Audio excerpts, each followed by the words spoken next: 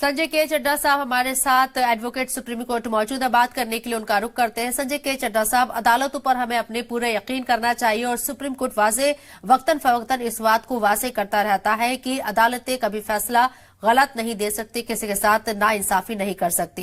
Supreme court के हवाले से आज जो एक तबसरा किया गया है, एक बुजुर्ग मर्द के साथ शख्स के साथ मारपीट होती है नोएडा के अंदर और उसमें 1.5 साल बाद एफआईआर दर्ज होती है। सुप्रीम कोर्ट ने सरकार से भी पूछा और ये सख्त तबसरा किया है कि मजहब के नाम पर किसी के साथ तशद्दुद जराइम को बढ़ावा नहीं दिया जा सकता है। कैसे देखते हैं? देखिए, इसके 2-3 आयाम हैं जो मैं आपसे बताना चाहता हूं और हमारे सुनने वालों को भी जानना बहुत जरूरी है। पहली बात, जैसा आपने बताया कि धर्म के आधार पे हमारा मुल्क किसी भी तौर पे कोई भी किसी व्यक्ति के साथ अन्याय नहीं हो सकता, पहली चीज। दूसरा, जो सबसे अहम पहलू है जिससे ये केस जनरेट होता है, देखिए ये क्या एक फसाद हुआ था जिसमें तकरीबन 1.5 साल लग गए एफआईआर होने में। एफआईआर क्या होती है? First information report, first information, पहली तहकीकात करने के लिए आपको रिपोर्ट दी। 1.5 साल के बाद आप तहकीकात करना शुरू करेंगे, ये शर्म की बात है। ये मैं नहीं कह रहा हूं, सुप्रीम कोर्ट ने कहा है और मैं भी इस बात से पूरी तरह से राफ्ता रखता हूं।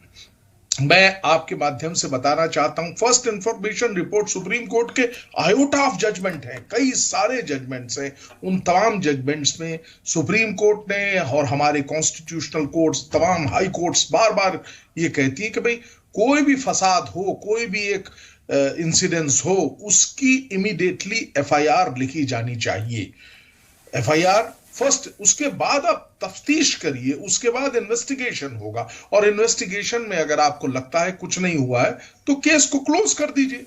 ये प्रोसेस होना चाहिए। कानून की व्यवस्था ये है, रूल ऑफ लॉ की व्यवस्था ये है जिससे हम सब लोग गवर्न होते हैं। और हो क्या रहा है, एक वारदात हुई, उस वारदात के बाद आपने एफआईआर करने के लिए ये एक ओल्ड व्यक्ति जो हैं, जो कि बहुत उम्रदरार हैं, वो भी जाते हैं, पुलिस कोई रिपोर्ट नहीं लिखती। ये क्या हो रहा है? और अब जब ये मामला नीचे से ट्रेवल होके सुप्रीम कोर्ट तक पहुंचता है तो सुप्रीम कोर्ट में जो सरकारी वकील साहब हैं, उनका ये कहना है कि ये पुलिस की नाकामयाबी है। हमको ये देखना होगा कि सुप्रीम कोर्ट ने जितने जजमेंट्स में, न जाने कितने हैं, मैं उसका अगर आपको मैं बताना शुरू करूं, बहुत सारे हैं, तो I am not going into that. उन तमाम संजय के चड्ढा साहब, क्या लगता है आपको कि पुलिस जानबूझकर इस तरह के मामलों को क्यों नहीं दर्ज करती है, एफआईआर क्यों नहीं करती है? क्या एक ही नजरिया होता है पुलिस का कि उसके एरिया के अंदर कम से कम एफआईआर हो ताकि दिखाने की कोशिश हो कि उस एरिया में जुर्म बहुत कम हो रहा है? ये एक नजरिया रहता है पुलिसिंग का? ये एक नजरिया जरूर है, ये बहुत अहम नजरिया है, क्योंकि अगर मेरे थाने में, मैं एक थाने का एसएचओ हूं और मेरे थाने में तमाम एफआईआर जो है बहुत सारे हो रहे हैं, तो तमाम ऑफिसर्स जो हैं उनका प्रेशर मेरे ऊपर आ जाएगा। लोग पूछेंगे कि क्यों हो रहा है। मेरी तो ड्यूटी है कि मैं क्राइम कम हूं, लेकिन एक तो ये है, बहुत मेजर रीजन है ये। दूसरा रीजन है प्रेशर ग्रुप्स का। अरे भाई, मैं ताकतवर हूं तो मेरे खिलाफ कैसे एफआईआर हो जाएगी? पॉलिटिशियंस के कहने पे एफआईआर होती है। इतनी ज्यादा दखलंदाजी है एमएलए एमपीज आपके, जो इवन मैं ऑफ द रिकॉर्ड क्या आपके माध्यम से कहना चाहता हूं, क्योंकि हमारा उद्देश्य यहां पे लोगों के सामने ये एक क्लियर तस्वीर रखना है। पुलिस वाले जो है अपने एमएलएस को और एमपीस को फोन करते हैं, साहब ऐसे ऐसे हुआ है, क्या एफआईआर कर लें? ये पोजीशन आ गई है इस मुल्क की। हमको देखना होगा कि पॉलिटिशियंस का जो प्रेशर है, और इस हर एरिया में जो प्रेशर ग्रुप्स हैं, आपकी कोई भी तशद्दुद होती है, कोई भी लड़ाई होती है, तो लोग क्या करते हैं अपने साथ? आपको थाने में कौन नजर आता है? उस क्षेत्र के छोटे मोटे जो नेता लोग हैं वो नजर आते हैं। अगर छोटी कोई लड़ाई है, अगर बड़ी लड़ाई है तो एमएलए एमपीज आ जाएंगे, और उससे भी अगर बड़ी कोई ताकतवर लोगों के दरमियान ये लड़ाई हो रही है तो सच्चाई ये है कि मिनिस्टर्स के फोन आते हैं। और ये बात कोई छुपी हुई नहीं है, हम सब जानते हैं, जान के उसको छुपा के रखा हुआ है हमने। असलियत यही है। और इन प्रेशर ग्रुप्स की वजह से फिर ये एक क्लियर कट केस है जो आज हम लोगों के सामने है, जहां पे सुप्रीम कोर्ट ने बहुत जो है नाराजगी जाहिर करी कि इस तरीके का होना चाहिए। और अभी केस खत्म नहीं हुआ है, मैं आपके माध्यम से बताना चाहता हूं 3 तारीख को एक डिटेल्ड एफिडेविट की दरकार की है सुप्रीम कोर्ट ने और कहा है कि आप एक डिटेल्ड एफआईआर करिए कि क्या वजह थी कि एफआईआर नहीं हुई, क्या वजह था कि इन्वेस्टिगेशन नहीं हुआ। Clear cut crystal clear case है और ऐसे में आपने उसमें शिकायत दर्ज क्यों नहीं करी? संजय के चड्ढा साहब, पुलिस का जब इस तरह का रवैया है, मैं तमाम लोगों के लिए नहीं कह रही हूं ये बात, लेकिन जहां इस तरह के मामला सामने आते हैं उन लोगों के साथ आपको लगता है कि पुलिस रिफॉर्मिंग की बार बार जो बात होती है उसकी जरूरत है, और आखिर पुलिस रिफॉर्मिंग है क्या, क्यों हम इसकी बात करते हैं? देखिए, पुलिस रिफॉर्म की बात मैं आपसे अब क्या बताऊं। जब से हमारा मुल्क आजाद हुआ है तब से पुलिस रिफॉर्म्स की हम लोग बात करते आ रहे हैं।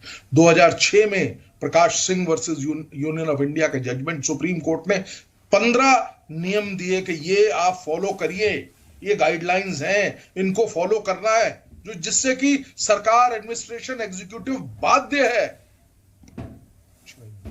2013 में जजमेंट आया, 2017 में जजमेंट आया। ये तमाम जजमेंट्स में उन चीजों को दोबारा सुप्रीम कोर्ट बार बार रीइटरेट करती है। ये एक तो ये आयाम है। इसके अलावा यह भी देखना होगा कि पुलिस के ऊपर दबाव भी बहुत है, पुलिस की संख्या बहुत कम है। हमारी पॉपुलेशन के विसेविस जो पुलिस कर्मी हैं उनकी संख्या में भी कमी है। इस बात को सब जानते हैं। प्रॉपर ट्रेनिंग नहीं है। मेरे को एक इंसिडेंस याद आता है, एक हमारे जो आईओ लेवल का व्यक्ति था, उसको इन्वेस्टिगेशन दिया गया आईटी एक्ट की धारा का। उन्होंने एक कंप्यूटर को जब्त किया, उसको बोरे में बंद करके उसकी जो जिसे कहते हैं ना हार्ड डिस्क, उसको खोल के ऐसे इन्वेस्टिगेशन होता। ये भी हुआ है हमारे मुल्क में। लेकिन अब हम लोग आगे बढ़ रहे हैं, काफी अच्छी चीजें भी आ रही हैं। There is no doubt, positive side भी है, उसकी एक पॉजिटिव साइड भी है, हम लोग कर रहे हैं। लेकिन आपको आए दिन क्या, हर दिन आपको एक ना एक इस तरह की खबर मिलती रहती है जिसमें हम बहुत स्पष्ट रूप से देखते हैं कि पुलिस की ओर से कोताहियां बरती गई। न केवल कोताहियां, हमने पुलिस की एट्रोसिटीज भी देखी हैं, जहां पे शरीफ आम जनता को पुलिस के डंडे खाते हुए भी हमने देखा बगैर किसी कसूर के। तो वो तमाम चीजें हैं। आज हम लोग एक इस मुकाम पे हैं कि जब सरकारों को अब निर्णय लेना पड़ेगा। सरकारों को ये जो पॉलिटिकल इंटरवेंशन होती है पुलिस के काम में, उसको दूर करना पड़ेगा। एक पुलिस रिफॉर्म्स की जो तमाम बातें हो रही हैं उनको अब लागू भी करना पड़ेगा। आप कह रहे हैं कि सरकारों को अब संजीदा होना पड़ेगा, इस तरह के एक्शन लेने पड़ेंगे, लेकिन दूसरी तरफ जहां आपने एग्जांपल दिया कि एमपी एमएलए के जरिए फोन करके जो है मामले में एफआईआर होनी है या ना होनी है ये भी तय किया जाता है, ये भी एक सच्चाई है। एक सिक्के के दो पहलू नजर आते हैं, लेकिन सवाल ये खड़ा होता है कि पुलिस आखिर किसके लिए है? क्या किसी के एक फोन कॉल पर किसी प्रेशर में काम करने के लिए या आम जनता के लिए? और अगर इस तरह के मामले हैं तो समाज में ये तशवीश का मौजू है। बिल्कुल आपने सही फरमाया। आज की ये रिक्वायरमेंट है, आज की ये जरूरत है। अब वो पुराना माहौल देखिए, हर चीज, we are a progressive society और लॉ भी स्टैटिक नहीं है, लॉ भी डायनेमिक है। हमको आगे बढ़ना है, हमको देखना है कि किस तरीके से पुलिस रिफॉर्म को लेते हुए, और कुछ नहीं करने की आवश्यकता है। जो चीजें हमारे कोर्ट्स ने जो निर्णय दिए हैं, जो डायरेक्शंस दिए हैं, उन्हीं डायरेक्शंस को अगर हम मजबूती से लागू कर दें तो एक मेजर रिफॉर्म हो जाएगा और एक ट्रांसपेरेंसी की ओर हम लोग आगे बढ़ेंगे। देखिए, अगर ट्रांसपेरेंसी और अकाउंटेबिलिटी होगी तभी इफेक्टिवनेस आएगी, तभी हम सोसाइटी में एक मजबूत सिस्टम दे पाएंगे जिससे कि आने वाली जो हमारी पीढ़ियां हैं, आने वाले जो लोग हैं, उनको एक मजबूत हम लोग एक बेस दें जिससे कि वो लोग एक अच्छी से सोसाइटी में रह सकें। संजय के चड्ढा साहब, इस मामले में जो इतनी देरी पुलिस ने दिखाई एफआईआर दर्ज करने में, जो लापरवाही बरती है, एफआईआर दर्ज कराने का सही तरीका मैं तमाम नाज़रीन के बिहाफ पर आपसे पूछना चाह रही हूं कि अगर आपको एफआईआर करानी है, आप खुद थाने जाकर एफआईआर कराते हैं तो उसको किस हद तक टाला जा सकता है। इसी केस में हमें एक नजीर ये देखने को मिल रही है जो बुजुर्ग शख्स के साथ हुई है मारपीट के मामले में, और अगर एक आप पुलिस हेल्पलाइन पर कॉल करके एफआईआर दर्ज कराने की रिक्वेस्ट करते हैं या वहां इंफॉर्मेशन देते कि आपके साथ ऐसा हुआ है, तो वो कितनी अहम होती है और पुलिस काफी हद तक क्या उसे टाल सकती है इतने लंबे पीरियड के लिए। सबसे पहली बात, हमारा जो कानून है वो बहुत मजबूती से ये कहता है एफआईआर जितनी जल्दी होगी उतना अच्छा है। पहली चीज, क्योंकि सारी चीजें ताजा एविडेंसेस मिल जाएंगे। अगर अभी आज किसी की पिटाई हुई है, उसका इन्वेस्टिगेशन होना है जैसे इसी केस में, तो वो आज 1.5 साल के बाद वो पिटाई थोड़ी मिलेगी। वो जिस डंडे से मारा है वो डंडा तो नहीं मिलेगा, वहां पे जो लोग थे वो तो नहीं मिलेंगे, तो इन्वेस्टिगेशन फेयर एंड फाइन नहीं होगा। अगर आपको फेयर और परफेक्ट इन्वेस्टिगेशन करना है तो क्विकेस्ट पॉसिबल वे में एफआईआर करनी पड़ेगी। ये तो कानून है और सिद्धांत है, क्रिमिनल जूरिस्प्रूडेंस का बहुत अहम पहलू है ये। अब आ जाते हैं हम, आपने बताया कि एफआईआर को कितना डिले किया जा सकता है। क्या हो अगर नहीं कोई एफआईआर कर रहा, तो एक साधारण व्यक्ति, एक आम जो इंसान है वो क्या करे। तो मैं आपको बताता हूं कि सबसे पहले कोई अगर हादसा कुछ होता है तो आपकी तहरीर वहां पे जाके आप पुलिस थाने में अपनी शिकायत करिए, और अगर पुलिस शिकायत पे एक्शन नहीं लेती है तो आपके पास पूरा अख्तियार है कि आप सीनियर ऑफिसर जो हैं उनके पास जाएं और अपनी शिकायत करें कि मैंने फला दिन 2 दिन हो गए और मेरी जो वो है उस पर एक्शन नहीं हो रहा। अब आ जाते हैं तीसरी चीज, अगर यहां पे भी एक्शन नहीं होता तो आपके पास एक सबसे मुकम्मल और बेहतरीन रास्ता है जिसे हम कहते हैं आप अपने इलाके के इलाका मजिस्ट्रेट के पास जा सकते हैं, और जिसमें आप एक धारा है सेक्शन 156(3), उसके तहत जो है आप इलाका मजिस्ट्रेट के यहाँ एक दरखास्त लगा सकते हैं, एक कंप्लेन फाइल कर सकते हैं। उसमें आप बताएं कि मैं ऐसे ऐसे पुलिस के पास गया था, पुलिस ने कोई एक्शन नहीं दिया।